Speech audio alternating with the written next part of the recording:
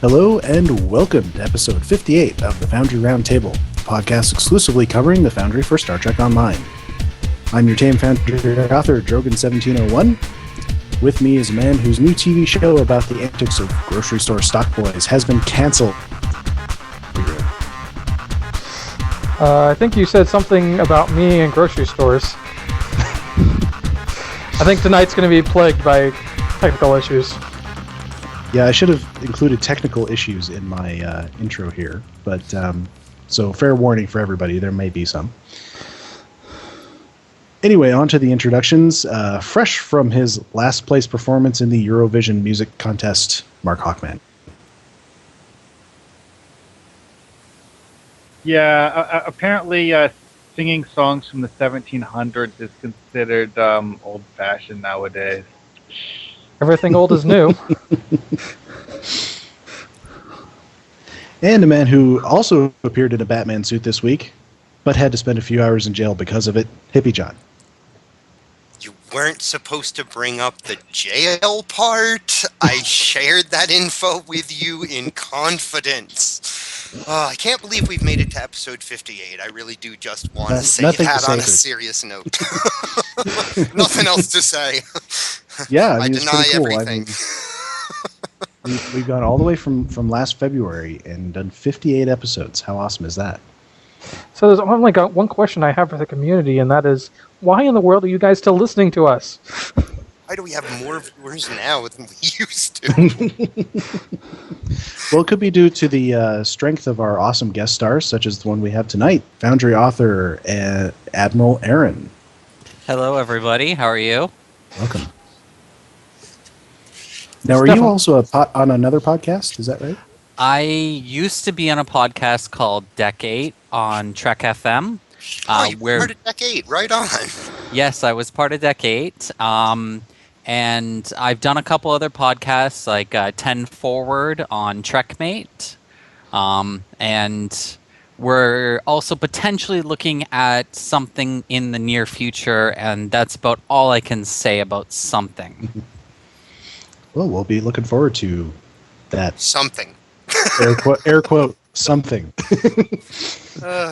That's all I can say for now. That's super good. Secret. Redacted. Exactly. It wouldn't be me if it wasn't redacted or I didn't say it. There you go. So, the news. Editing is back up, as we were just telling Dragoon, because he missed that announcement. Cryptic did another republish of missions with the aim to fix the broken ESD doors. And as far as I know, I mean, from all the reports I've seen from people, that seems to be fixed. Yeah, everything I've been hearing is confirming that it's been fixed. So, people who had their doors set to, it was either the old console outside the transporter room or the old door next to Linnea's desk. Those should all be working now. The only issue that has not been resolved is that some of the spotlight missions, authors will not be able to get in and edit them with new directions to the new doors, which are all in different places. But I think they'll be able to work with Cryptic and get that changed. Out of curiosity, I mean, do we have a guess as to how many spotlight missions start from ESD? I only know of two that were affected, and one of them is the SFEF repairing Utopia Planitia, and Ali Mac's Mains of Balnar Moon. Is that the one that was? Yeah. Spots? Those are two I know of. I think the change to Earth's space dock is also going to have another effect. There may be, if we've had the author of the mission that I'm thinking of on our show, the mission with the Barclays, XR377. If that mission was kind of there were a lot of locations on old Earth space dock that were used, and some of them included. Yeah, I imagine that there are going to be a bunch of people making a bunch of adjustments to some of their missions. You mean a Will and the Barclay? It's that combination of missions. One of them was spotlighted. So I don't remember which one was spotlighted. Sorry. We're all on FedTunes at the moment, so somebody go look it up real quick. Oh yeah, that's true. I am sitting here on a FedTune. I can find it out. The But yeah, I mean, obviously anybody who uses interacts or doors on ESD is probably going to want to open it up and, if not select other doors because everything's in different places now. If they want to keep their same doors, they're still going to have to make new directions to them. I mean, I did that for mine. Yeah. it might not be republished. I'm not seeing it. Well, it's one of those things that there's obviously only so much they can do, and changing descriptions is one of those things that authors are going to have to do. Yeah. But it does mean that I really hope that Captain Smirk is aware that with the change to Earth space dock, there are going to be people that have spotlight missions that were not necessarily dependent, but their descriptions and such were all based on old Earth space dock locations, and I'm hoping that he'll be open to giving those authors their missions back for a little bit of time so that they can adjust those. I think there was a post I was reading. I didn't really get into the link in the document, but he was communicating with Ali Mac because Ali Mac was advising him that he's having a lot of problems with the text dialogue, and he directed him to, I think, a forum post or a communication from the devs, but I never actually went through that. So I didn't see, but I'm going to see if I can locate it now. I saw it on social media. Yeah, no, it was just one of his earlier posts about them going through the process of the republish. No, basically what Smirk said was he wanted to make sure everything shook out with the latest republish, and once he had gotten the all clear, then he would look at freeing up those effective missions. Excellent. I just think authors are going to need that. The change was kind of huge. Well, I mean, keep in mind we're only talking about 2 authors so far. Well, 2 that we know of. Well, I mean, this is only relevant to spotlight missions, obviously. Yeah, because everyone else can go in and change theirs on their own. And I mean, it only affects, as far as I know, those are the only 2 doors that there was a problem with.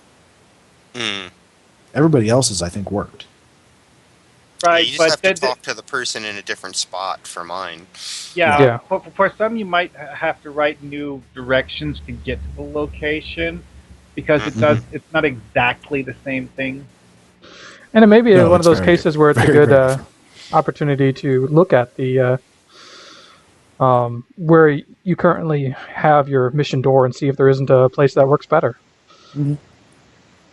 Actually, mission doors is a topic that I want to talk about a little bit later on. Excellent. Thought it was a good time to bring it up. But in any case, I think, while it is sort of annoying that every season seems to break something to varying degrees, they do fix these things. Yeah. And last time it took a long time, but this time it's been pretty quick. I mean, and nice quick turnaround. On that note, didn't Cryptic Frost announced a fix to another bug that you brought up, Jorgen? Yeah, actually, that no, I didn't bring it up, but I did post in that bug report thread. It was in the triple patch notes for Wednesdays, likely going to be in the notes for tomorrow that will be posted, I assume, pretty quick. The Vulkan background template, this is the sky template in the Foundry, is no longer a flat gray. And first of all, I'm astonished that we're getting actual Foundry notes in the patch notes. I'm maybe I harp on those they've things. listened. Maybe they've listened to the fact that it bothers us that we don't see those. No, and we want to tell them good things. These are bug fixes that Cryptic Frost is actively pushing through. So I mean, he's kind of there to make sure it gets fixed and it gets confirmed and gets in the notes. So it's usually I think maybe there was just some kind of disconnect where the word wasn't getting to cold snap that whatever new fit or improvement or bug fix what should be in the patch notes.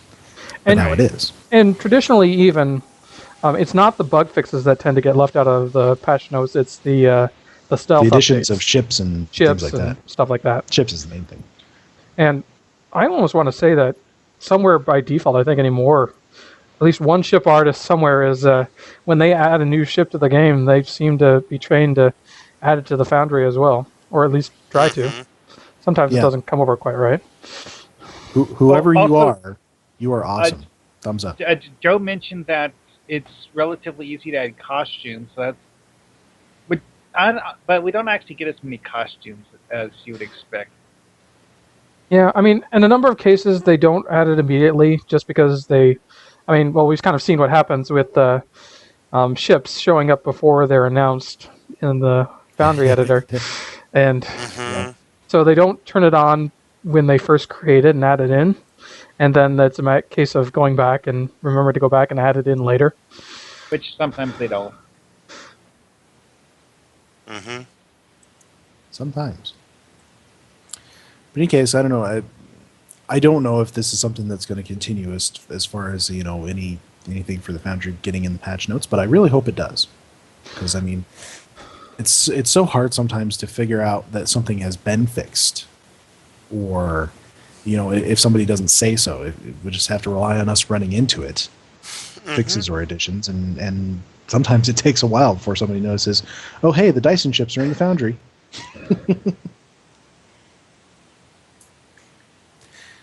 Let's see. So why don't we move it along to what we've been working on, and how about we have our guest start us off? Well, I've recently put through a fix to Adrift, which bumped up a lot of things that were, I guess, wrong with the mission. So I put that through earlier this month. And since then, the feedback has generally been very positive, and there's been a lot changed, I think, since the Foundry Roundtable played my mission. So I wanted to say that version 3.0 is out there. I also wanted to say that version 3.0 is my last version of Adrift. I don't plan any more updates to the mission. I'm pretty much satisfied the way it is, and we're going to leave it at that. So, go ahead. I was just going to say, I mean, that's kind of the first rule of the Foundry is you are the one who needs to be satisfied with the mission. Yeah, exactly. But there was some issues with it, and I understood that. I did kind of rush to publish it. Originally, it wasn't scheduled to come out until June 1st, June 7th, and then I bumped it up to June 1st, and then from June 1st, it kind of bumped up to May, and then with the whole season 9, I kind of went crazy and bumped it up until April. So I didn't really have a chance for my editor to actually review a lot of the text that I had written. And I paid for that. And but since then, my editor has gone through and completely edited it. So it's now out there, and a lot of the feedback I'm getting now from a lot of people that have played it have said, and it's people that have played it since day one, when it first launched April 11th, have said that what I have right now is exactly what it should be. So I'm pretty happy with it. I'm going to leave it there. I put through that, and I've kind of focused my attention on part 2, in which I'm calling variants, and I'm just not happy with a lot of the standard maps. So I'm turning to a lot of more custom maps this time around, putting my own spins, my own touches, and it's new to me, so it's going to take a little bit longer to make, opposed to where Adrift didn't take too long to make for me. This one's going to take a little bit longer because I'm playing around with a whole bunch of concepts like multi-tierness and going up several levels and coming down several levels, and everything's going to be custom. And that's pretty much what I'm up to now. Yeah, I saw you tweet a pic today of one of your maps, a Borg interior, which looked really cool. Yes, and that's been about, I would say, the 2 days worth of labor, probably 6 or 7 hours each day I've put into those maps, and they're about 75% done the way I want them to do. Obviously, I haven't added any text right now. I'm focusing more on the development of the maps, and then I'm going to come back and do the story. That sounds about right for the amount of length of time to work on a nice custom map. Yeah, it's not easy. No, it isn't. I don't know. That's one of the things we like about you, though, is watching your tweet leaks, you might call them, as you prepare to release a mission. I think that's a very cool way to do it, and I think I may start doing that. I've actually gotten a lot of positive feedback about that, and I think as I was brand new to the Foundry, nobody knew my name other than the fact through Twitter what I was before. So I needed a way to kind of make that launch from Twitter to the Foundry world, and I know it was a very new, like for new Foundry offers, you don't get played very often, and it takes a little time for people to come around to you. But I wanted to kind of put my name out there and wanted to draw that attention. Plus, I wanted to get the place to quickly move from the review stage to the main stage, right? Yeah, absolutely. Hey, guys, try not to engage the people who are trolling us by doing the same things back to them. I would appreciate that. That's for people that are here with us. Do sometimes draw that sort of thing on the stream. Mm-hmm. We're a bunch of we are a bunch of we're a bunch of people in one area. It can happen. Oh well. Yeah, Just it ignore happens. them. It happens to me a lot. Starfleet Dental chases me. Oh, huzzah! I hate them. I hate them so much. I've In any never had case- problems with dental. It's like I'm too boring for them to want. I'd to really be rather around. not talk about trolls, to be honest, guys. Like, I'd rather spend no time of our show on them except to say, ignore them, please. What are you working on, Mark? Like, what have you been up to this week? Yeah. Let's get back to that. Mark next. Truthfully, I've actually spent more time making maps of things in Champions Online than I have playing Star Trek Online. So do still plan at some point to do a Champions Online episode.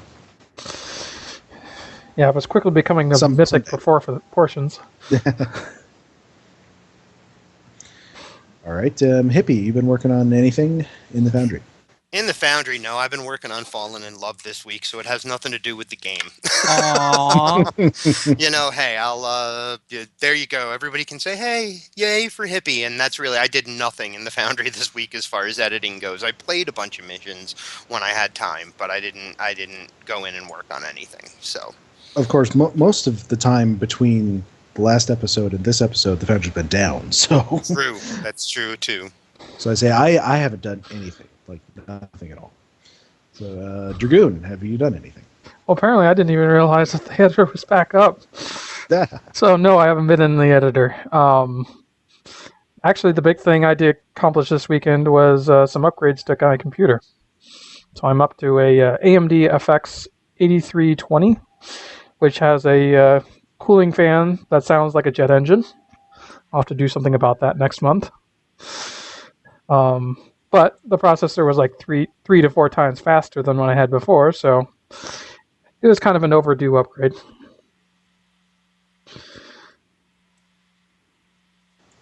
Fantastic. I like to keep up to date.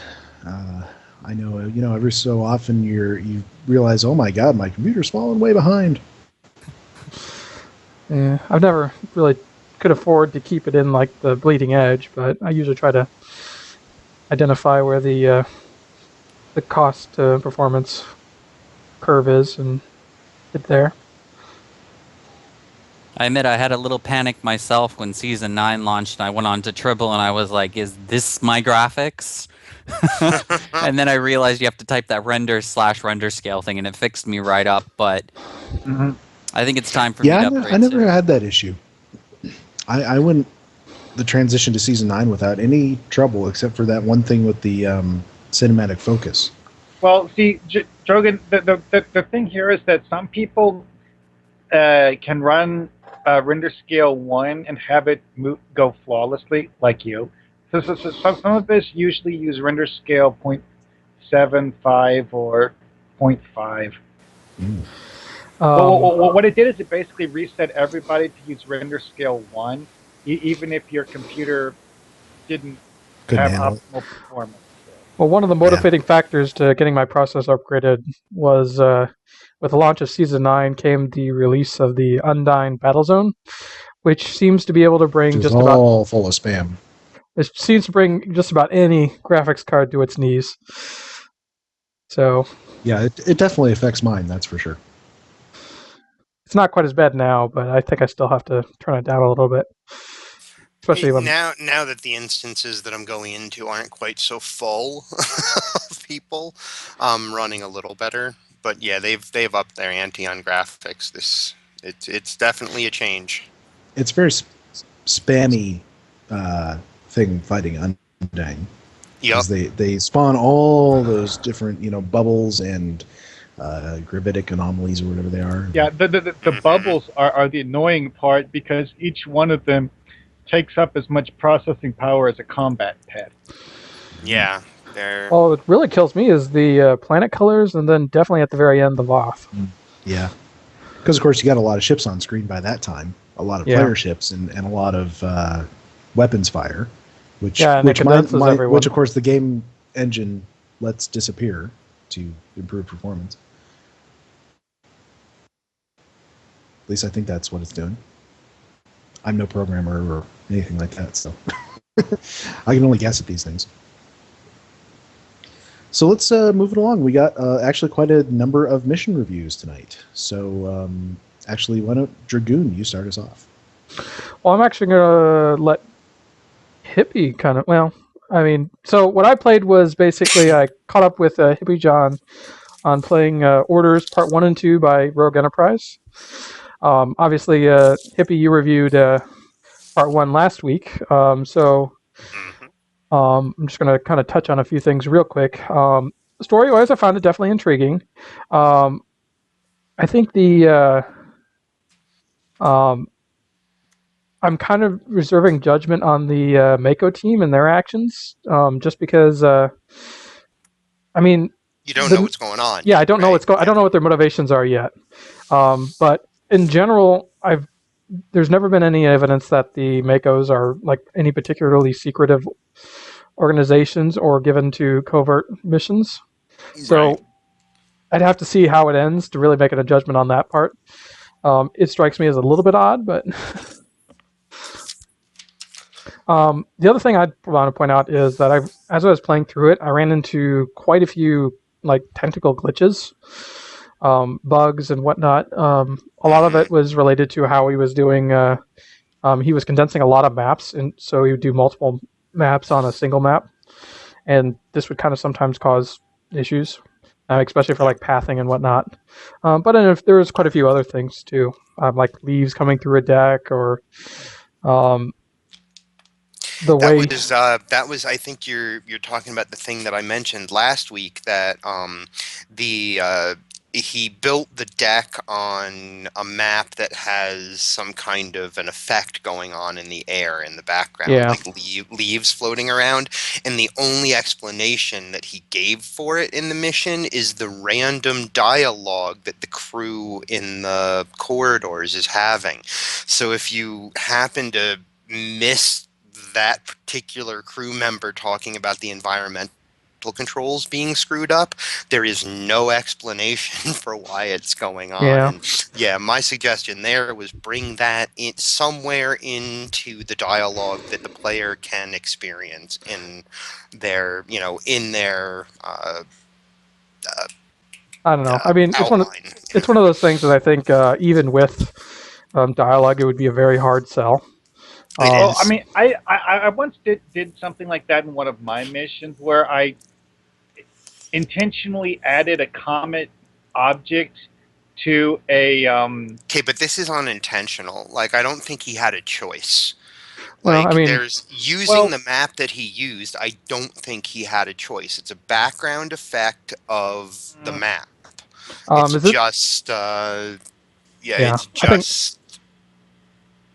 I think in that particular case, it would have, and this is something that he would have had to have gone back and redo the map to do, but do it like on a non-forested map and then place your trees. Well, what I'm getting at though is that what I did in the mission after placing the object was to have one of the person's bridge officers make a comment about how there's a problem with the coolant leak in the environmental control when you beam down. Yeah. There are ways to explain it. It's just in this particular case, it's not just like dust floating around in the air. It's the issue. I think it's the same map you're talking about, Dragoon. Yeah. It's where the whole deck disappears and then you're on a planet. Yeah. Yeah. The issue that I had with that is it's not just like dust or some kind of like ambient air effect. It's actually it's like floating. It made me feel like floating leaves, and like it made me feel like I was in a little fairy forest, and it had such a jarring effect until I happened to notice on my second playthrough that the person in the hallway was talking, about the environmental controls being out of whack. Yeah, and I know he's kind of trying to do the cool, where I'm doing a beam down in one map kind of a trick, but And that effect is great. but I don't. That effect worked fine. My for personal me. opinion is that it would have been better if he had just kept it as 2 maps. Yep, same here. But that is only my personal opinion. Obviously, it's Rogue's decision in the end. Yep. So let's go ahead and move on to part 2. Sounds good. I think it was a really... Part 2 was a much harder sell for me. Part 1, like you said, left me with, what's really going on with these Makos. I'm interested enough that I really want to know. Part 2, I felt like I was running around in circles at a couple of points. Because, yeah, it always seems like, basically twice as you're going through, you chase after two different members of this team, and they both end up dead when you catch them. Dead when you get there, and it's like, it felt like padding. Yeah. It felt like padding to get me to the meat of the story, just so that it would take, the amount of time that he wanted it to take. And I don't know how to say it other than that. And then there was, for me, how sometimes I'll say there's like an elephant in the room as far as a story choice that was made. He made one of those, and it might work for some people, but it didn't work for me. And while I'm really impressed, just like I always am with the Rogue Enterprise mission, with the tech and with everything else that, with everything else that goes on, the map changes. There's a lot of really cool trigger work and stuff, but he hits a point in the story here where he makes my character make a decision, and I totally understand it from a storytelling point of view. If I were watching it on television, I would want to see the hero make the choice that is made. The character I was playing in the mission and just my immersion in my character was broken the minute that I had to break the Prime Directive in a way that was not an accident. So the big issue I have with that is that it could have all been easily avoided. Mm-hmm. And I'm kind of... when Swordstar played my mission, he called me out on the fact that when you go down to the planet, you could have just taken a shuttle. And that's kind of one of those things I always kind of remembered of Swordstar, is they came up with this like completely obvious thought, is like, well, why didn't you just do this? And so I always kind of think of them when about this. But for me, in this mission, the issue for me is that why didn't we just like bring down hollow emitters or surgically alter our crew? Obviously the ladder we can't really do the ladder, but you could have gone with why use some hollow emitters. And in fact, we already know that technology exists in STO, because I was going to say, sorry, I'm going to disagree with you there. I think we could do the latter without a problem. We saw it in the next gen, and it was a matter of hours that they could make Commander Riker look like. That's not what I meant. I didn't mean from a story standpoint. I meant from a technical standpoint. Yeah, I mean, from a technical standpoint, we can't, but I would have accepted him telling me that my characters look like these aliens at this point, because I understand that limitation of the engine. I would accept him telling me that we, in dialogue and continuing to note that so that I remember it at the important points throughout. You're exactly right. Why did we not just go down there looking like those aliens? It was a problem, and it broke the story for me. Yeah, and in fairness, I mean, no Starfleet captain would beam down to this planet without a disguise. I mean, No. Yeah. The first time I could accept it because we were going to the first time it actually made sense. We didn't need to put on a disguise. We were going to a secret, as far as we knew, no one on the planet had found the duck blind. well, That they we were in going fact, to. it said that they had found the duck blind. They already it gave But evidence we knew that they weren't there. We knew they weren't there. Is what I'm really. I guess is what it really is. We knew we were going to a place that we had no chance of running into the natives of the planet. yeah. This time we were going to a place where they're going to be all around us. I have, if I'm following the STO storyline and the missions they've given me, I've got a Gem Hadar security officer. I mean, actually, I beamed down with an Orion, a Breen, a Voth, and an android. Yeah, we needed to look like something else. We needed hollow emitters. There's, And I mean, so, what's the Planet Killer mission introduces that in fact they have personal hollow emitters. Yep. I mean, those do seem to be somewhat, easy to make, especially when you consider the fact that you can buy them in the GPL store. like the personal entertainment hollow emitters or something that I could walk up to Ferengi on Deep Space Nine or or on Ryza and say, "Hey, I want to look like a Breen today," when I can do it. So for a certain amount of press latinum. I actually wrote that into one of my missions where one of the NPCs, you walk up to him and he looks extremely out of place. And then you talk to him, and then you realize that he looks out of place because he's disguising himself with a hollow emitter. Yeah. So in this case, I guess I was okay with my accidental discovery by these people. That wasn't me purposefully breaking the Prime Directive.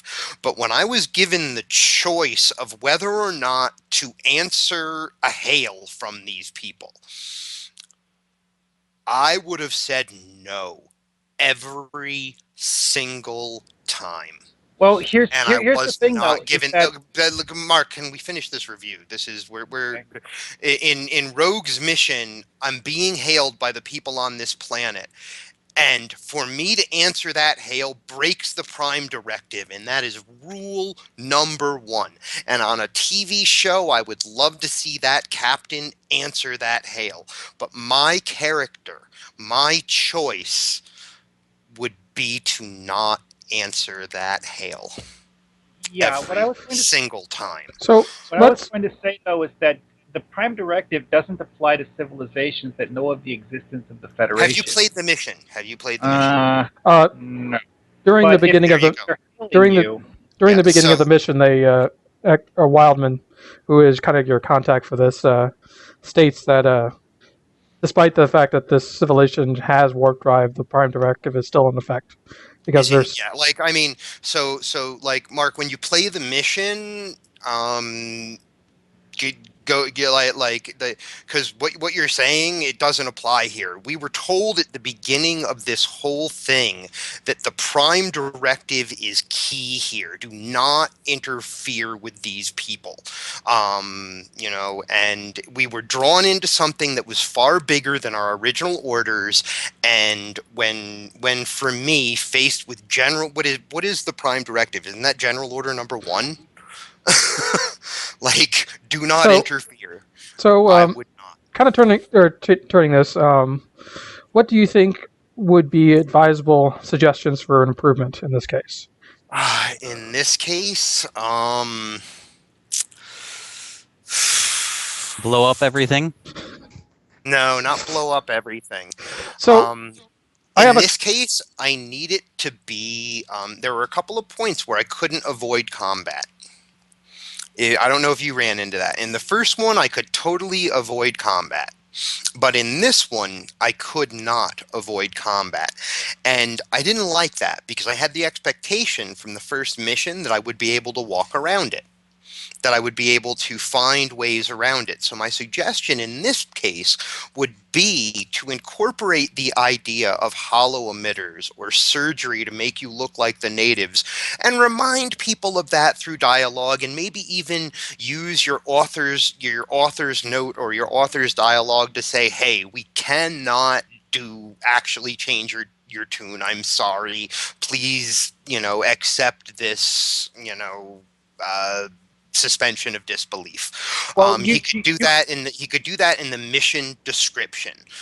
So what I would do there is I would go ahead and use the idea that you can look like these people and add in another path where I can do this covertly. I need to be able to do this covertly and find these people and discover what they're doing and discover the things that we discover in this mission without having to fire a weapon. That just somehow is important to me. So there was one other issue that I had, and that was the nature of the weapon. Mm-hmm. Didn't like it either. Yeah, my problem with it is that it's describing this omega particle-based weapon that basically disintegrates people. But this is not something that we have ever seen omega particles do. All we've ever seen them do is they explode like a normal substance and they destroy subspace in the process. Which is the subspace is. So, I mean, why is it not doing one of those two things? Or either of those two things, for that matter? Theoretically, I mean, that it can't do something else. Yeah, but I mean, it's not. The stuff is the weapons are neither exploding nor are they destroying subspace.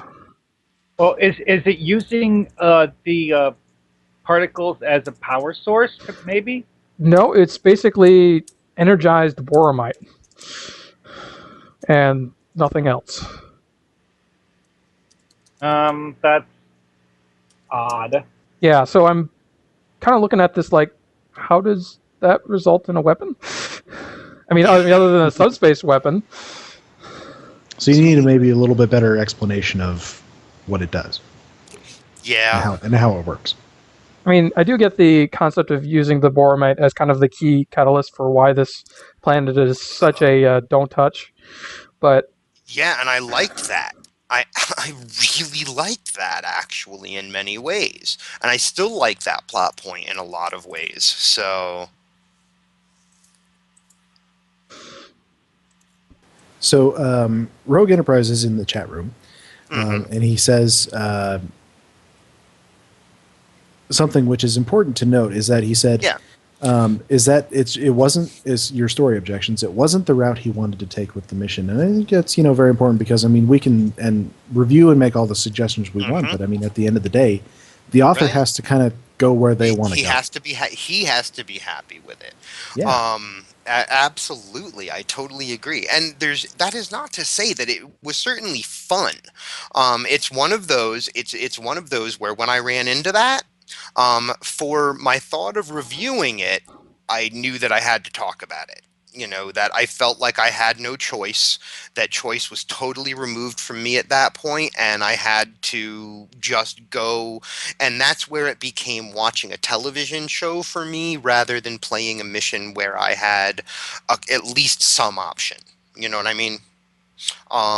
That's all it was. The illusion of choice disappeared at that point for me. That's all that happened.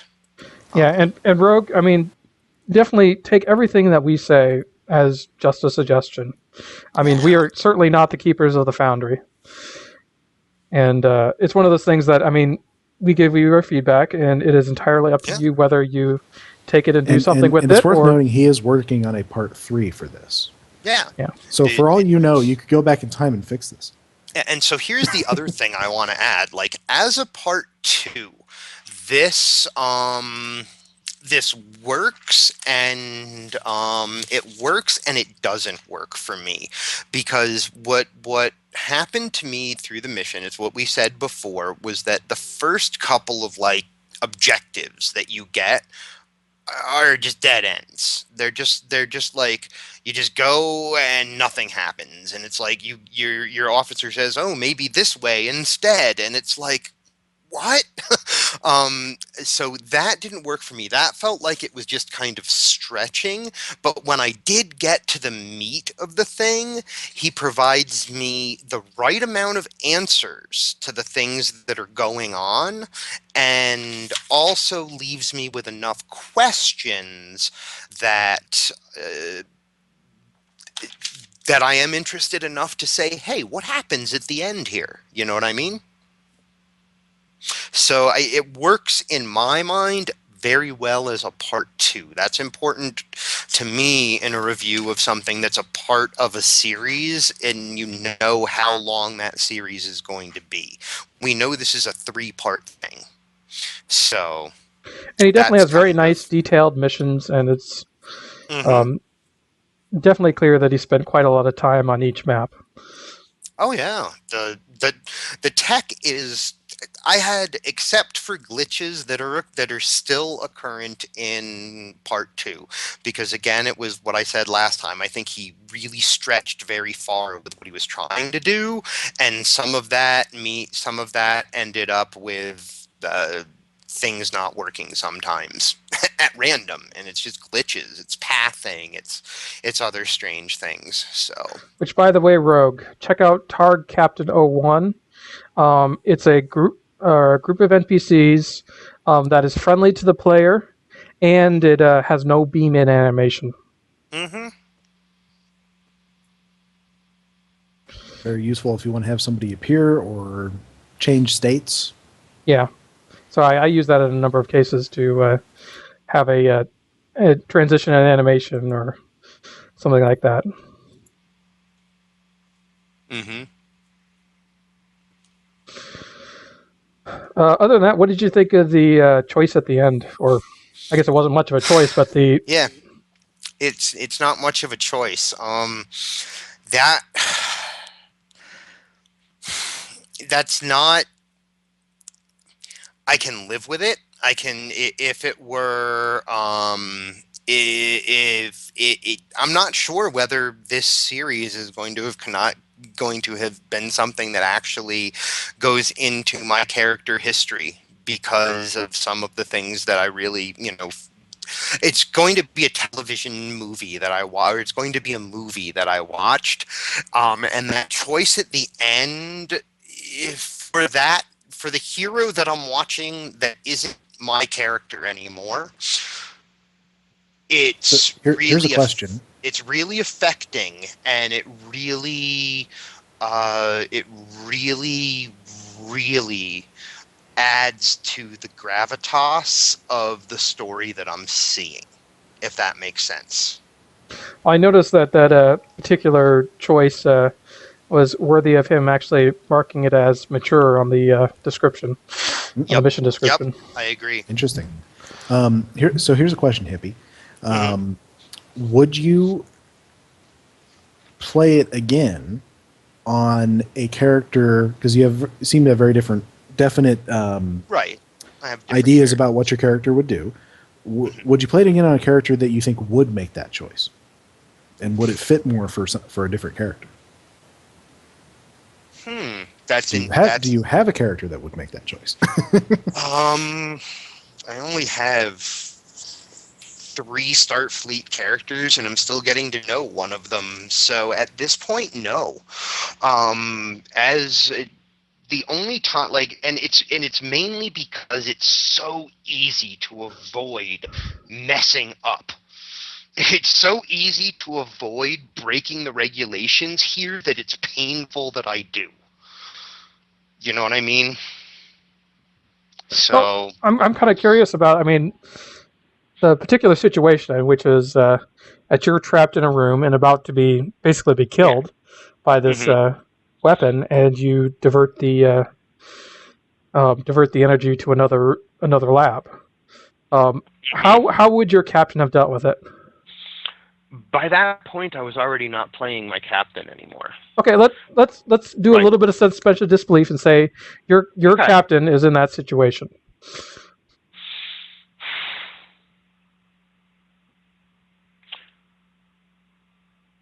I would not have shunted it to an unknown location. I think that I think that the character that I was playing through the mission, given that same situation, would have looked at his officers and said it has been an honor knowing that his first officer was and would have dealt with things the best way that he knew how. That's exactly what my officer would have done. So he would have gone the self-sacrifice. If it were really my character. But because, like, for me, by that point, I was no longer playing my captain. The minute that I broke the Prime Directive in the way that I had to before I was in that situation, I was now watching another hero in a movie that is still very engaging. So I still like the story. Like, that's the interesting thing. I'm still very engaged in the story. It is just no longer a story that I feel like is happening to my character. It's kind of funny because this is kind of something I've been exploring myself lately, is that idea of command having consequences. Yeah.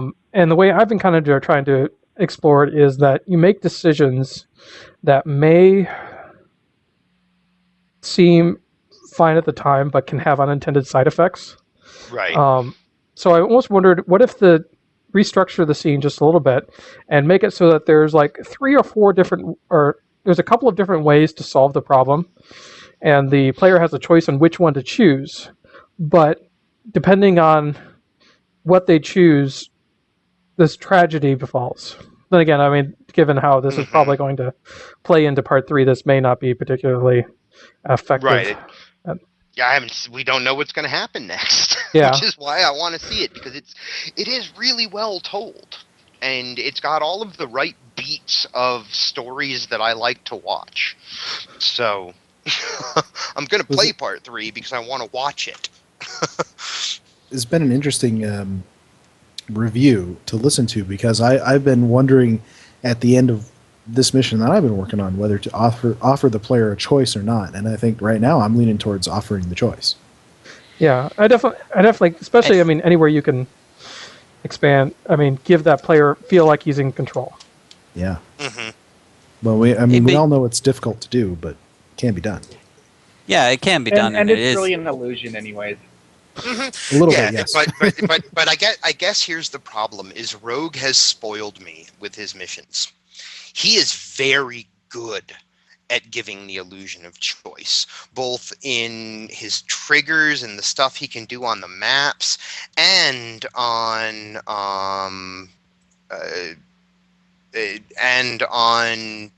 his storytelling. So it's hard to encounter a spot where I'm not given that. Does that make sense? So I'm spoiled. He's very good at giving the illusion of choice through his missions.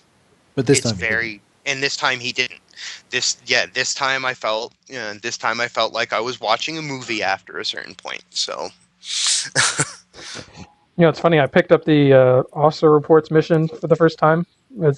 I forgot with part 1, so I picked it up with part 2, and I was reading the dialogue, or the text on it real quick, and it actually describes it as a scenario submitted by another captain. So implying to that it isn't actually real. oh wow.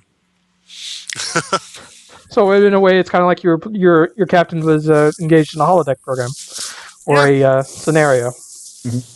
And he is telling us in the chat room that he is sort of he had it in his brain and he kind of did make it for himself.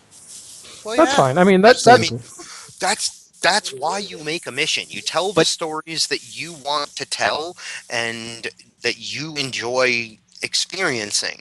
So, if other people enjoy it, great. If other people don't enjoy it, who cares? You made it for you and you enjoy it. That's the point. I mean, our concerns have not stopped her from getting a lot of good reviews.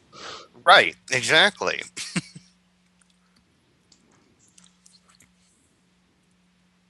I don't know, folks. Maybe you need to go play this for yourself and form your own opinions. Yeah.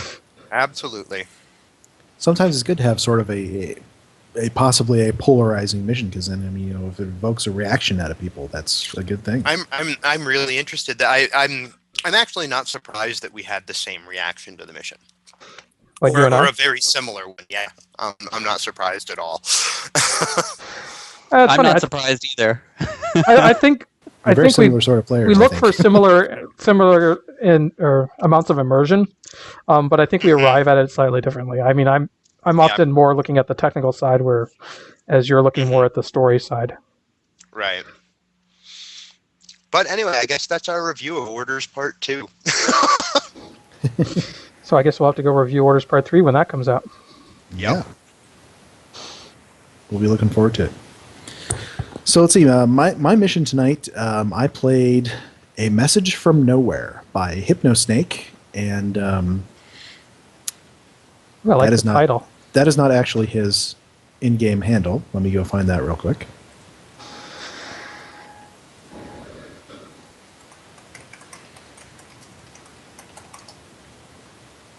Okay, his in-game handle is SerpentineOne, with 1 spelled out. Now, this is his first mission, so he's a regular in the Starbase UGC chat room now. So, you know, it kind of has everything that I look for in a successful first mission. You know, it's not terribly complicated, you know, because most people don't take the Green Dragoon route. Yeah, it's not for the faint of heart. This is very true. So, I mean, it's not terribly complicated, but it's got good things going on for it.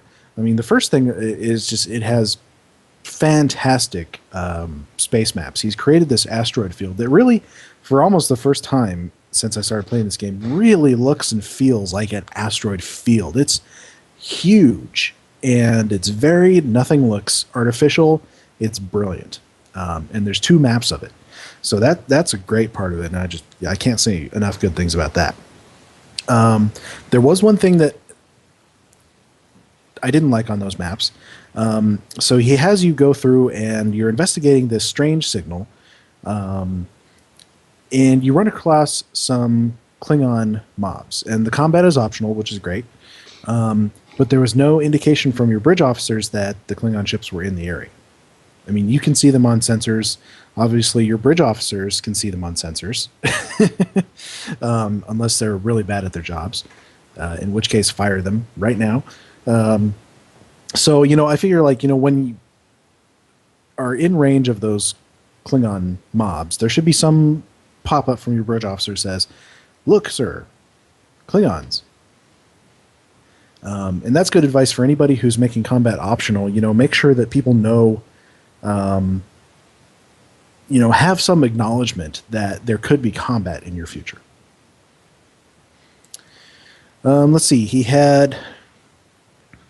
There was one bit that I really liked. You have this minor character that is riding along with you, and she actually asks permission to come on the bridge before she starts talking to you through the rest of the mission. I really like that. I tell you, though, I wish I'd had the option to say no. Say no, I'm not letting you on my bridge, woman. But, you know, as with rogues, I mean, sometimes you would like to have that choice, but it just may not fit with the mission. You kind of needed her to be talking and guiding you through the rest of the mission. So I was totally okay with that part, even though I would love to have that choice. Let's see. He used, there's only one ground map. It was used the stock Cardassian map. You know, I didn't notice any particular mistakes. There were just a couple of small typos, but that's, you know, par for the course for even us experienced people. I felt like I know this is a part 1, and he's got his part 2 out, which is called The Wraith. He's planted a lot of seeds here for, I think, some larger missions, and I'm definitely going to be playing that for next week. And I feel like throughout this whole thing, you're on a mission for Starfleet intelligence, And I feel like there's more going on here. There's more going on that I'm not seeing. Like this minor character that is riding along with you, I feel like she has an agenda. And I don't know that he consciously did that, but if he did, kudos to your writing. And I don't know if this is something that I'm bringing to the mission or if it's something that he put in there for me to see. I guess it depends on part 2. Yeah, it definitely depends on part 2. But I don't know. It's something that I do in my own missions because I actually have a lot of time where you're working for Starfleet Intelligence, whether you know it or not. And I always like to have that. Like, there's something more going on behind the scenes. Like Starfleet Intelligence never tells you the whole story. So maybe I'm bringing this to the mission. In any case, I think there's probably a lot of room for expansion. It's only about a 4-map mission. And I don't know, maybe that's what he was going for. Obviously, it's his first one. Not everybody goes back and revises their first mission. So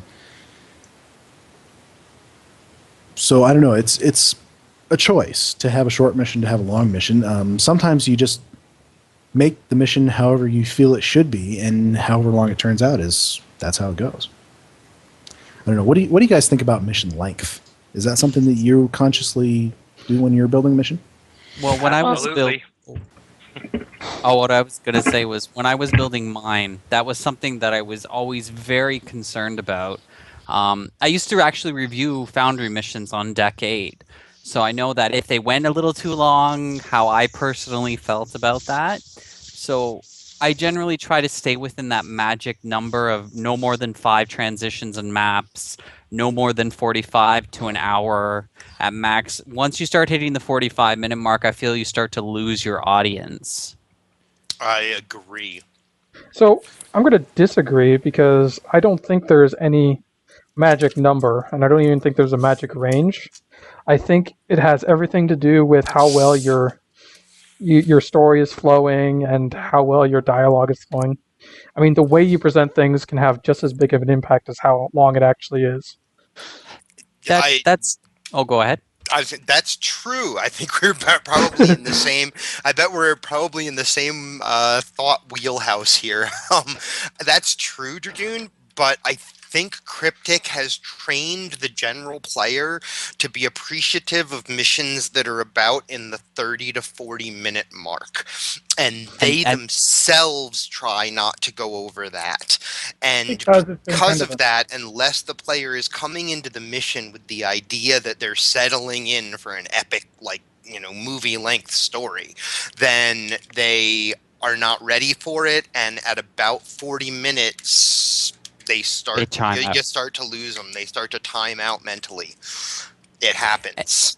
And to be honest, that's my biggest complaint that I received for the mission I wrote named Treasure Hunt, is the fact that people are like, okay, we like the story with looking for stuff on the Borg planet, but it got boring after we looked in the third cave. The thing is, it's television length episode, you're looking at 43 to 45 minutes on the outside, 48 sometimes. Only if it was made back in the 60s. Right. The old TOS episodes were 50 something.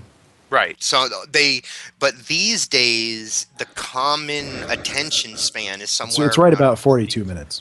Yeah, 42 to 43 minutes. So.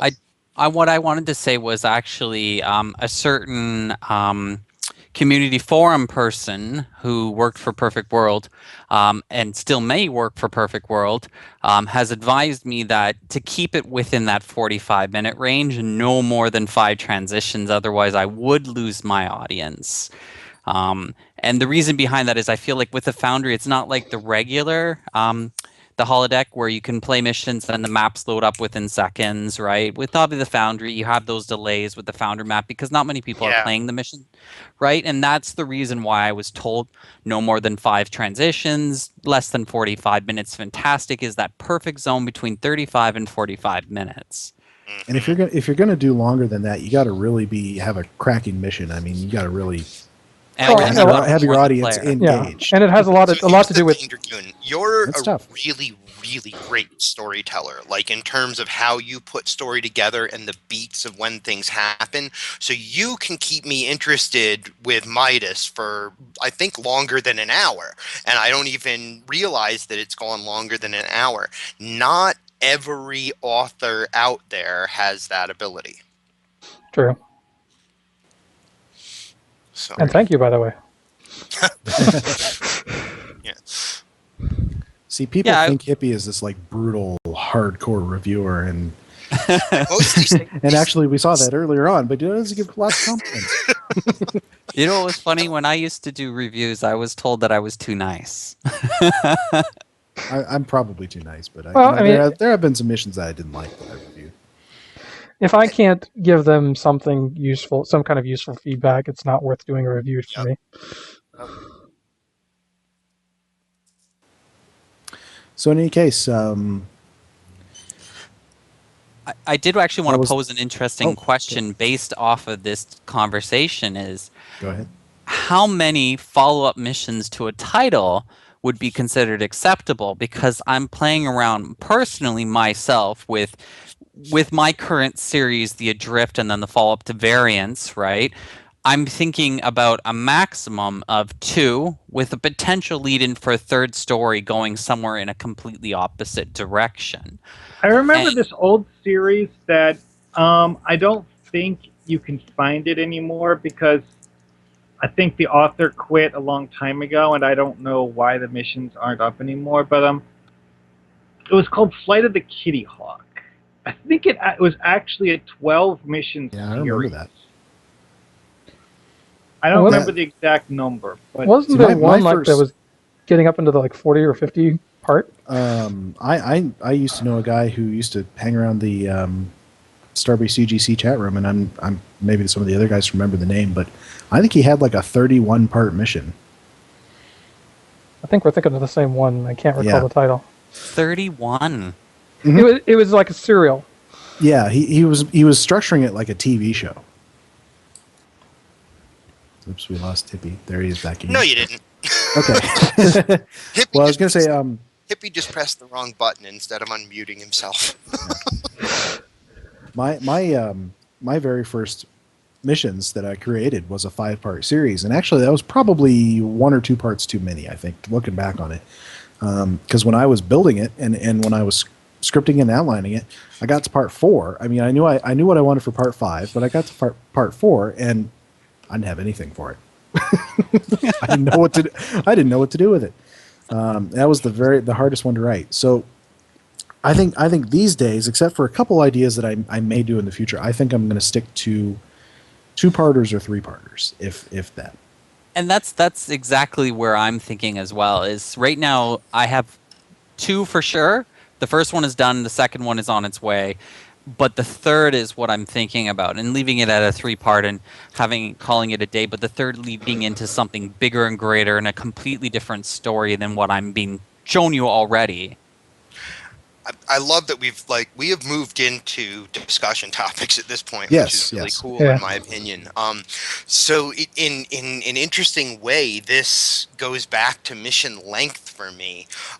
This question does go back to mission length because what's occurring for me is a long time ago on the show we talked about how a story has 5 parts or 3 parts depending on how you want to look at it. And one thing that's occurring for me is I'll often look at every mission looking for those parts, and I'm looking at a series trying to find all of those through the length of the series.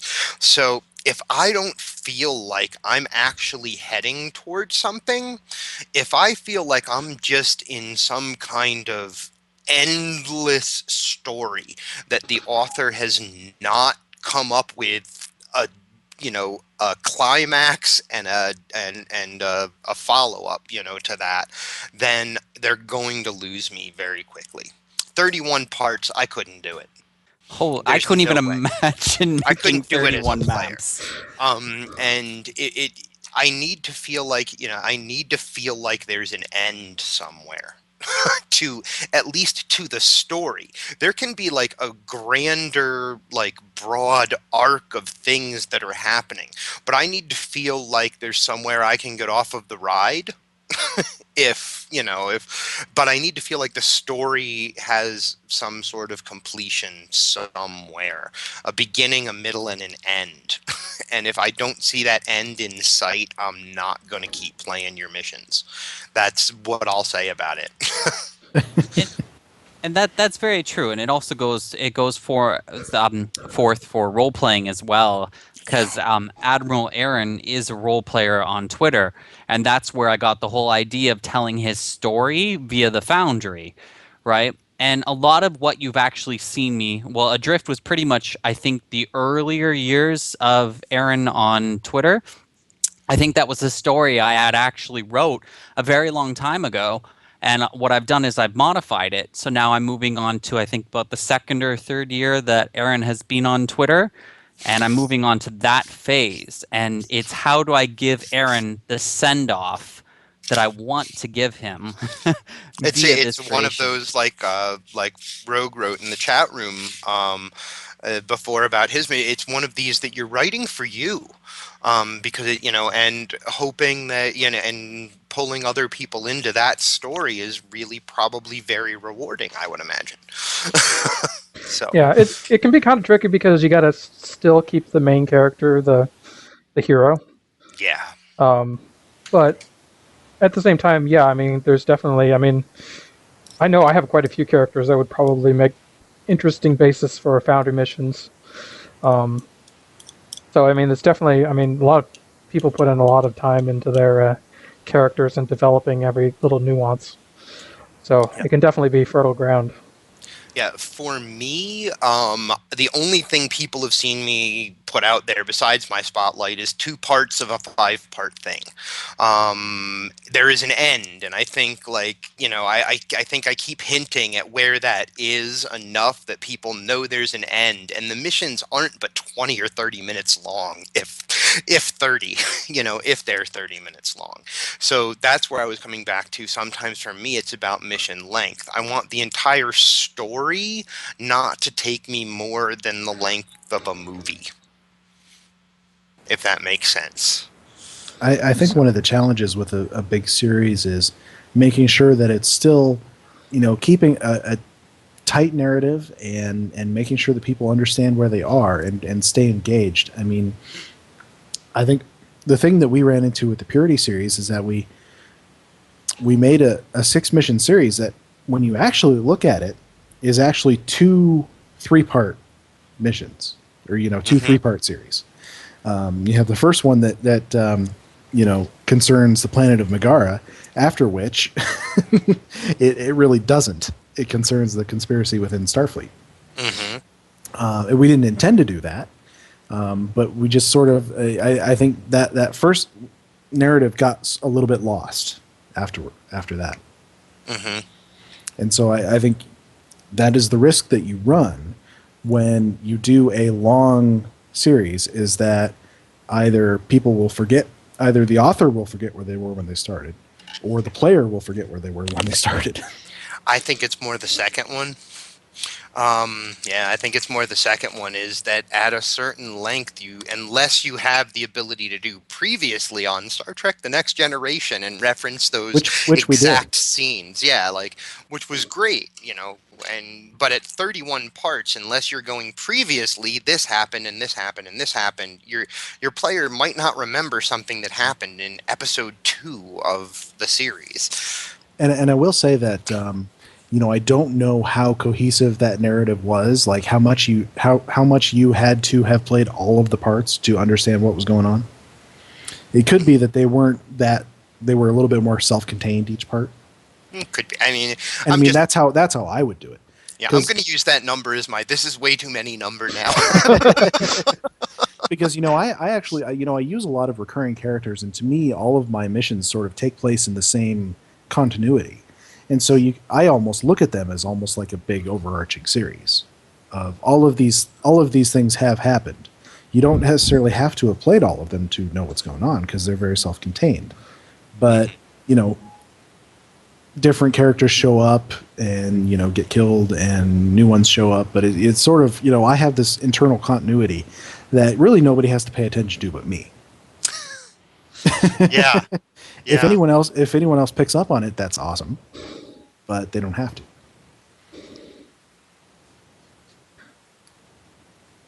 Yeah, I don't think I've ever had any of my missions actually reference one of my other missions. I mean, I've had a few points where they would, mention my Foundry character's existence, but beyond that, none of it was really self-referencing. All the references I put into mine were referencing either things from cryptic missions or the TV show. And going back to the history of Star Trek, I mean, Star Trek was built on one-off stories. I mean, it wasn't until we got to, I don't know, maybe Best of Both Worlds that we started having recurring storylines and multiple part episodes. Yeah, TNG didn't do that in the first few seasons, but I think what was it? Yeah, I think that the first TNG episode was the one where Picard got assimilated. That was, I think, the first one where they actually had a 2-part episode. Mm-hmm. I remember it fondly. As far as I remember. Or should I say agonizingly? I wasn't actually watching at the time, thank God, because I didn't have to endure that wait between episodes. Well, the first 2-part episode I saw when it was new was the one with Hugh and the colony of Rogue Borg. And that was just a one-off. No. It was that was a 2-part. That was Descent Part 1 and 2. Oh, Descent. Okay, sorry. The other one with you. You have Picard and his crew that they find the Borg, and then you have Dr. Crusher, of all people, commanding the ship while she's fighting this massive Borg vessel that makes cubes look like sissies, and she has to find some way of avoiding being destroyed by the Borg. And she gets close to the star and uses that to destroy it. I thought it was a very cool episode. So, actually, TNG if you pay close enough attention in that, there's a reference to one of the previous TNG episodes. It's a very oblique reference, but she mentions the metaphasic shielding that Takaran guy had invented in a previous episode. Yeah, the murder mystery. That's what she uses to allow the Enterprise to get close enough to the star to set off the solar flare. Yeah. So I think TNG kind of started that trend of having it be a little more serialized and not so more recurring themes, recurring characters. And then DS9 took that and ran with it. Probably Ron Moore's influence. And for the record, I had to sit through the summer of Best of Both Worlds. I was a kid, and it was agonizing. So I think going forward, I'm going to make 2-parters and 3-parters. I've got a couple ideas for. And Relentime has done some research. The author who did the huge recurring series, his name was Slick Rick 1701E. If anybody remembers him, he used to come by the Starbase UGC chat room every so often. I remember when he used to stop by. Mm-hmm. I think that was before I actively got involved. So let's see. I've got another topic for everybody. Well, at least I remember when he started stopping by again. Mission doors. I alluded to this earlier because it's kind of come up since we've had this mission door issue. So I was going to ask you guys, how do you choose where your mission door is? I guess I can talk on this because I've actually had one originally and then I changed it recently. So no longer does a drift start in Wolf 359. It actually starts in Borg space and the neural system, right? And originally I thought it was a perfect location to start. Nothing is going really much on there except a memorial. I'm like, what a perfect location. And then the more and more I thought about it, and the more and more I kept getting feedback, I realized that a lot of people who are looking at the technicality of it, it is kind of close to Earth space dock, right? So I moved it further away. And when I was looking for a new door to move it to, I actually sat there and I did a lot of research on where to put it. And I said, there isn't much out there within the STO normal universe in regards to neurospace, NORO space. I'm probably pronouncing it wrong. And there isn't anything starting there. So what a better door to start at than nothing else is there except another or one or two other Foundry missions. So it's a perfect launching door to create something different and something unique. Yeah, my general experience has been the more obscure the planet is, the less the player will question it. I know in my case, I kind of had the challenge of my location is taken, which is a canon location, but unfortunately was never actually said where the Midas Array was, except that they were getting apparently getting weather reports from Deep Space Nine, which of course in the show was just a throwaway actually, line. There was one episode where we have some indication of the location of the Midas Array. As you remember that one, I think it was Parallels, where Worf was bouncing between alternate realities. In one of those alternate realities, the Enterprise was at the Midas Array when it was being attacked by Bajoran. I think that was a different Which array. suggests I think that it's wasn't that like the Argus near Array. Beta Earth That was space. that was the Argus array. Oh, Argus. Argus? Oh, never mind. Yeah, a Okay, different then, array. yeah. The Midas array was built I got- by Starfleet specifically to contact Voyager, so it was built a lot later. Well, actually, it was it's been theorized that it's actually a little older than that because the logo on the side of the Midas Array was an older Starfleet logo Really? versus it had the TNG. Oh, so maybe Combat they logo. repurposed it. Yeah, it was probably repurposed, but even still, I mean, yeah, we get a line about it being at least within sensor range of Deep Space Nine. Yeah. So that kind of narrowed it down for me to Beta or not. What is it? That's Beta Ursa. Sorry, but That's where DS9 is. of course, then I kind of imply in the text that the array has been moved to this binary star to take advantage of it.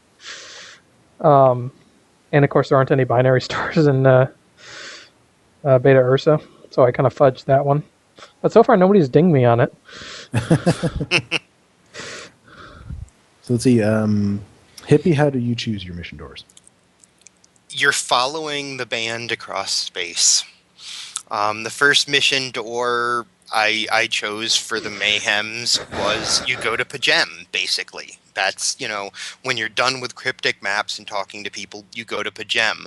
Then the next spot you go to is a spot farther south in the mission door for episode 2 is farther south on the Sirius sector.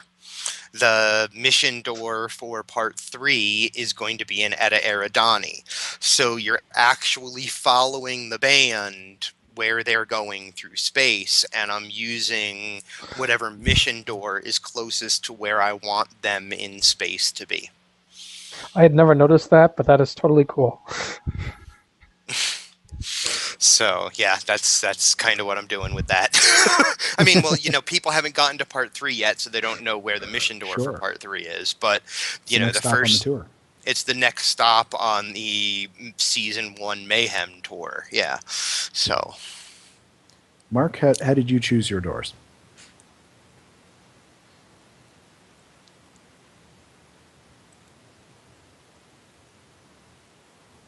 Well, me choosing doors, each of my missions has something different that it's doing. So each of them has a different location. Granted, I chose to do this because it helps my Foundry character go to different places when she's not editing missions in the Foundry. But also for the different missions have story reasons for being somewhere other than Earth space dock. mean, Darkness Between the Stars, I intentionally chose that location because it's the edge of the map, literally the edge of the map. In TAS Redux, I chose that location because, well, the actual area of space where the Delta Triangle was located is not actually on the map in Star Trek Online. It would be... I'm not sure exactly where. I'm actually thinking about moving the starting point for that one to somewhere in Gamma Orionis, because the Delta Triangle was somewhere around that area, but not in Gamma Orionis. Okay, then we had the Beta Rana incident where I just felt like putting the starting point in Regulus. Beta Rana is a system location that I made up, so it doesn't really matter, but I figured that was a good location because the mission involved Tholians, and there is no Tholian space anywhere on the map in STO. The only locations in the game where we see Tholians are in Taudewa, even though the Tholians don't live there. And, you know, I chose a location that's right on the edge of Taudewa, but not in Taudewa. Because if I remember right, we can't actually... No. Yeah. And that's actually something that I did in my challenge mission. I needed something, because I made it for Romulan Republic characters. So I needed something, you know, it was going to start at a system that was in the Romulan Republic itself. But obviously, I can't set anything in Taudewa, so I put something as near to Taudewa as I could. You can actually use mission start doors on Molrihan itself, Yeah. but not above. Yeah, none of the Molrihan. planets in none of the star systems. Okay, also for Bavat's Legacy, I chose the mission starting location because I wanted to use the Guardian of Forever as part of the mission. Except that for some unknown reason, every solar system but the one with the Guardian of Forever is usable as a mission entry door. I suspect that might be intentional. That might be a licensing thing. It's like Cryptic can use the Guardian, but we can't. Probably. Well, I remember hearing something about that, because remember on the ground map we have that ground map, but the Guardian itself is removed from the map. and we don't have a prop that looks like the Guardian. Now, funny thing, when I was working on my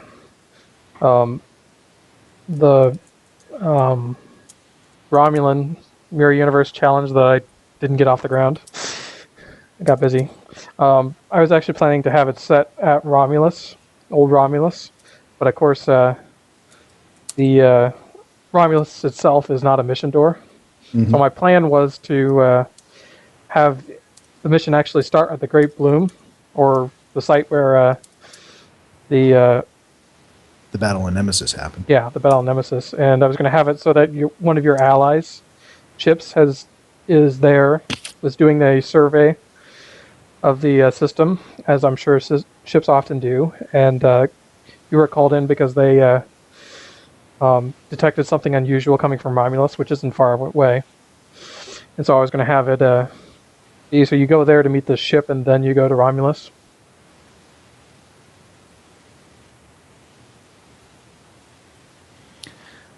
When I was doing my missions, I was trying to make sure that there's a story reason for starting where it starts.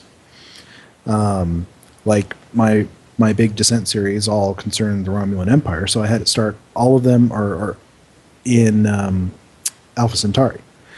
And one of them over in whatever that one right to the southeast of it is. Can't remember. Cyvalorum? Yeah, that's what it is. Yeah, Cyvalorum. So, because I wanted people to not, when I had all of the series out, I wanted people not to have to travel very far within that thematic area to get to each mission. Even though, one of the missions takes you all the way over to Cardassian space when you're inside the mission. I wanted to make sure the start door wasn't there. Because, when you're playing them all one back to back, you don't want to have the player travel a lot in sector space because that's boring, or mostly boring, unless you have a really sweet looking ship model to just stare at. Oh no, I might send them to I sector find space myself just to doing make that. it seem like it took a long time. I mean, travel across half the galaxy. Yeah. So yeah, and I mean, what brought this up for me was talking to somebody in the chat room who was saying that they put their missions on ESD for everybody's convenience. And I'm thinking to myself, if there's a story, and that's a way to go if you want to do that, but that's not something I would do. Yeah, I don't think you need to. Convenience doesn't seem the right answer for where to put your door. Your door should be where the story starts. That's just the way I think. Oh, I was going to chime in and say, and that's something that I was dinged for as well. I thought convenience, what a perfect place to put it, Wolf 359, right? And then apparently it just wasn't right. People weren't feeling it. So I moved it, obviously, further away. But I did originally think along the lines of convenience for the player. That was definitely something I was thinking when I originally started Adrift at Wolf 359. Mm-hmm. Oh, one I thing to see. consider is that you can write the story to, I guess you could say, work in a different starting location than what you were originally planning on making it. Well, and this mission that I reviewed today by Hypnosnake actually did that.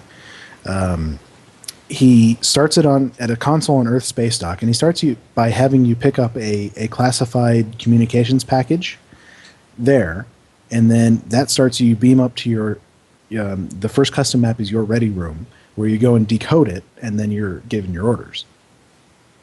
So I mean, there are ways to kind of work if convenience was your aim. There's ways to sort of work it into the story so that nobody's the wiser. Mm-hmm. There certainly is. And I mean, because that worked for me. I mean, if you're working for Starfleet Intelligence, you expect some things like that. Right.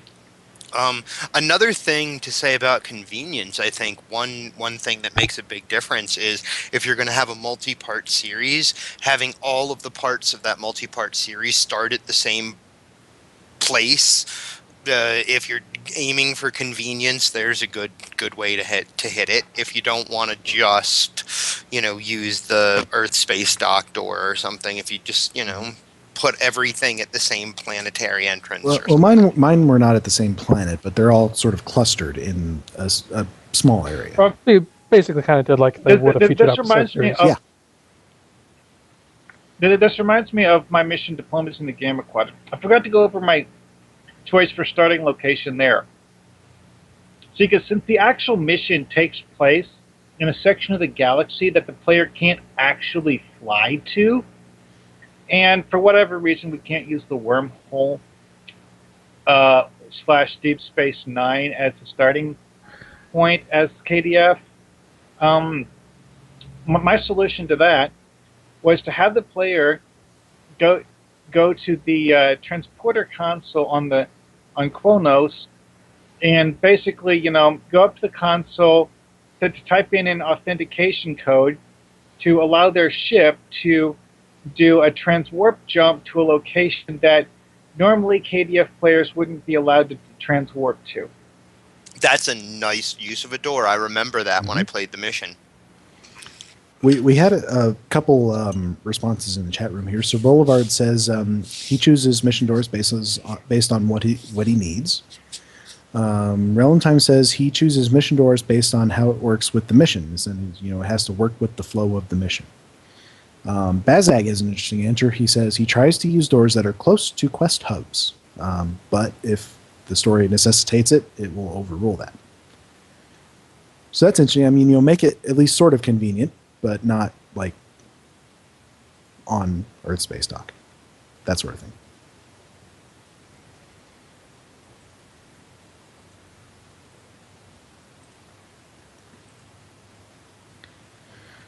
All right. Well, let's see. We've got a few minutes left. I was actually I have a really topic. liked. Oh, okay. Go ahead. I was going to say, and this is one specifically I wanted to bring up because we have Aaron with us. Good. Which And Aaron? The you. I wanted to talk a little bit about Foundry mission advertising, and I specifically want to bring this up because Admiral Aaron here has been one of the most aggressive advertisers of Foundry mission I have seen in quite a while. So I kind of wanted I to. prefer Pioneer. I don't know that you were the first, but you were Well, we could call definitely you extremely Spammer. dedicated. Oh goodness. Hey, you But got me to notice we'll your go with mission. Pioneer. We'll go with Pioneer. Pioneer, that's the best Yeah. one I've heard so far. So, Well, I think it's great how he does it.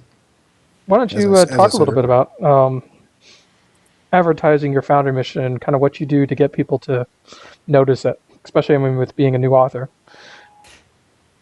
Yeah, being a new author was a tricky thing, but the thing with me is I already had an existing, I guess you would say, a base to build upon with my roleplay followers. So I always had that market to go to for help and assistance with getting my name further out there. So one, I will say I did take advantage of my followers who are awesome. They're all awesome. I love interacting with them on a daily basis. They bring me so much joy, and I'm happy that I sometimes give them that little extra smile to get them through the day with some of the craziness I post.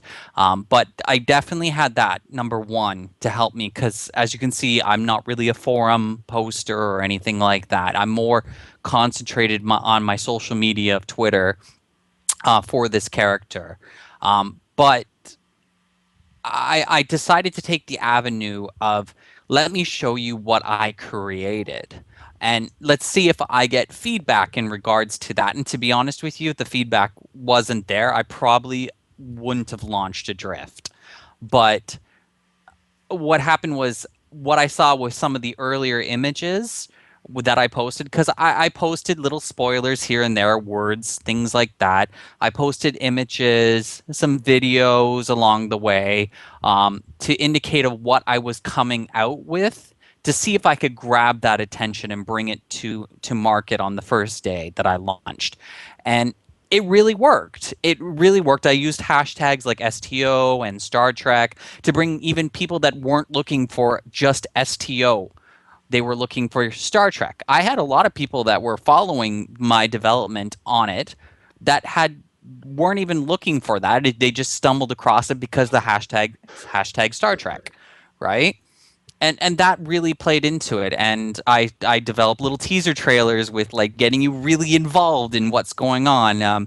I had some brilliant minds helping me out with the creation of I guess the graphics associated with the wording to be used in my images, and I had people help me edit some of the videos earlier on, and that I put out there for my mission. And I've had people create things for me. To be honest with you, there was a certain person out there that helped me create logos for my mission. I didn't create some of those logos you saw.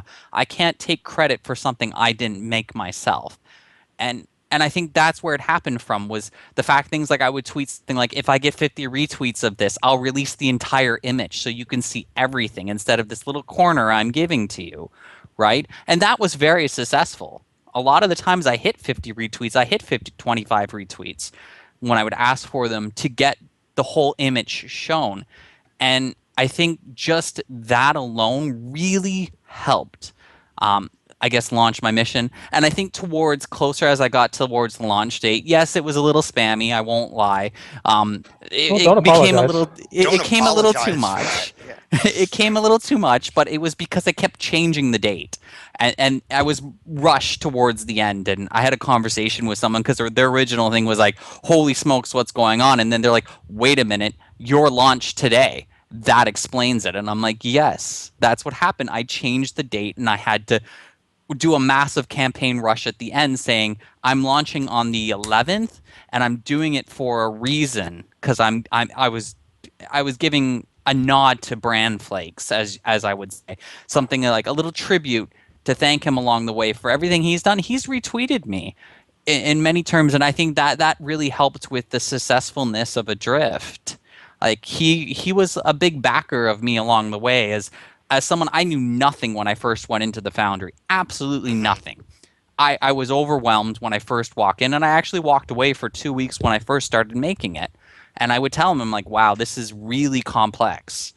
And he's just like, no, just keep trying, right? And it's just that feedback I was getting from him really helped me along the way. So my thank you to him for everything that he happened was giving him that nod in my mission, even though you don't actually, it's not him per se, right? Right. So it's Didn't you like blow up his ship or something? not his ship. None of his ships are named that. None Oh, of his that's ships right. are named that. Just So had a blown up but- ship named after him. exactly, and something else that if you ever play it, you'll see it as well. And I actually, like Rogue Enterprise said, I had a kind of a goal in mind in terms of a message I wanted to get across, and it was risky because it's kind of playing around with a couple of universes there, and right, and I think that helped. That really helped as a new Foundry author, and the feedback I've gotten, and I think people are excited just to see part 2, where I'm going with it.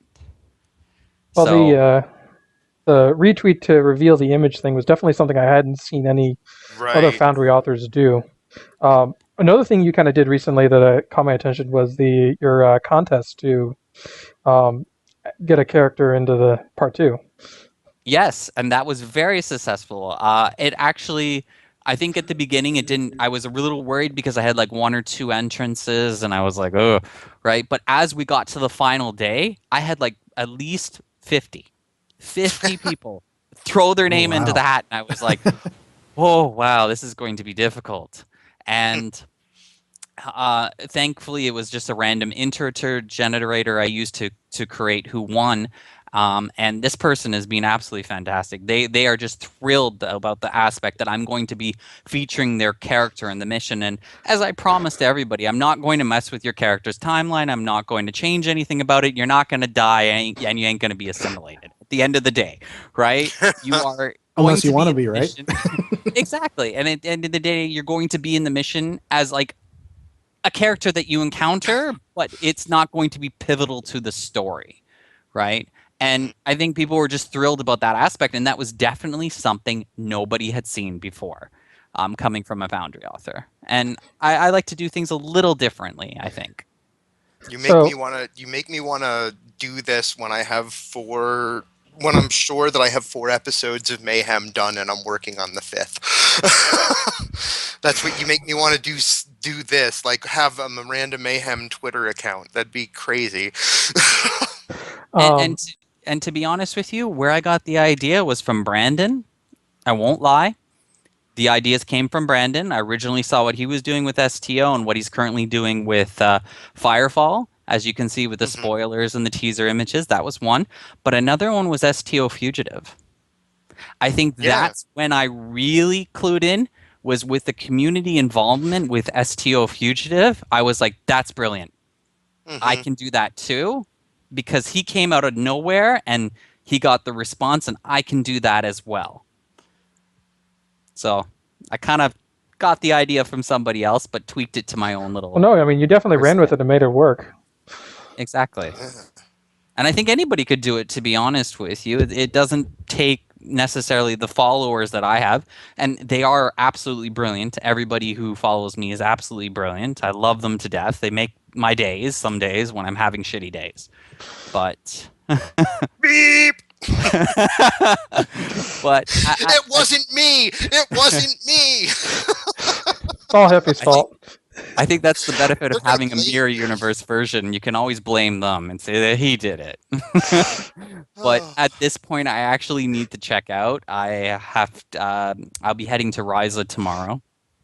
Oh, one last question before you go is how well is it this will be translated into people playing your mission? Very well, I think. Very well. Unfortunately, I can't tell anymore because the Foundry review has been turned off.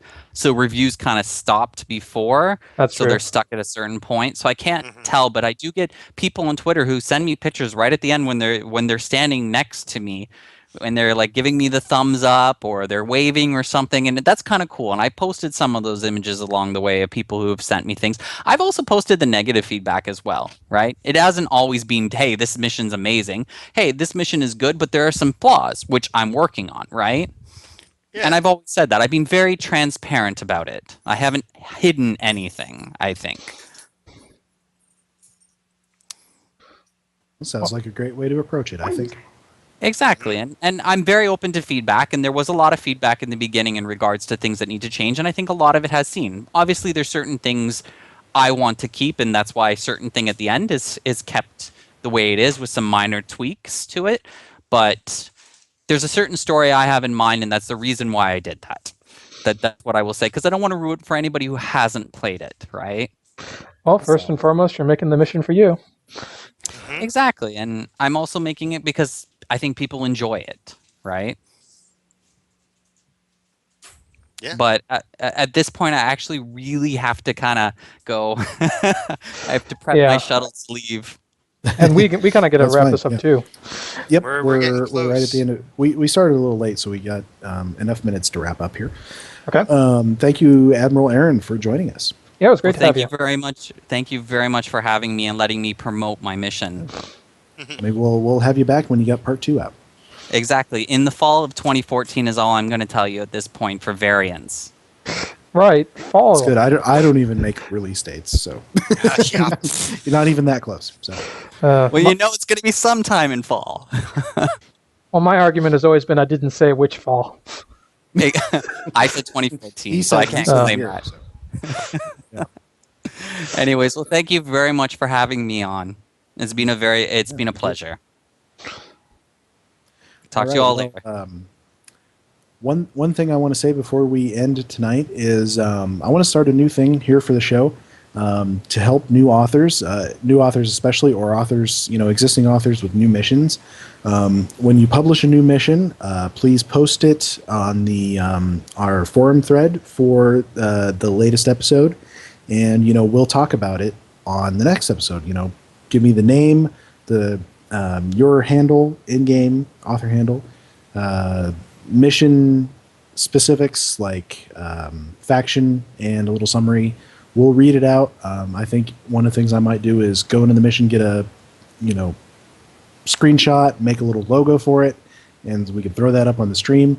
Just want to give people another place to promote their new missions and get their names out there. Or if people want to submit their images for their missions, that's good Yeah, too. if you've made a banner as well, or any kind of a logo.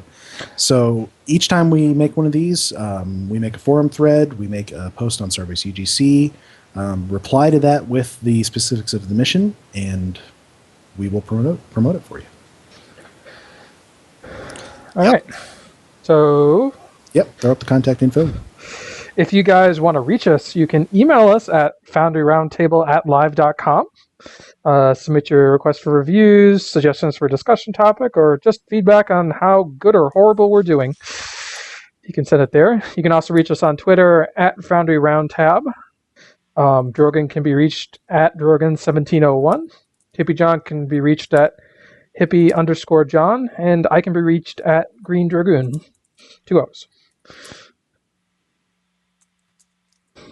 Yay! That's it. Contact over. Good night, everyone. All right. Good night. Good night, everyone. Good night.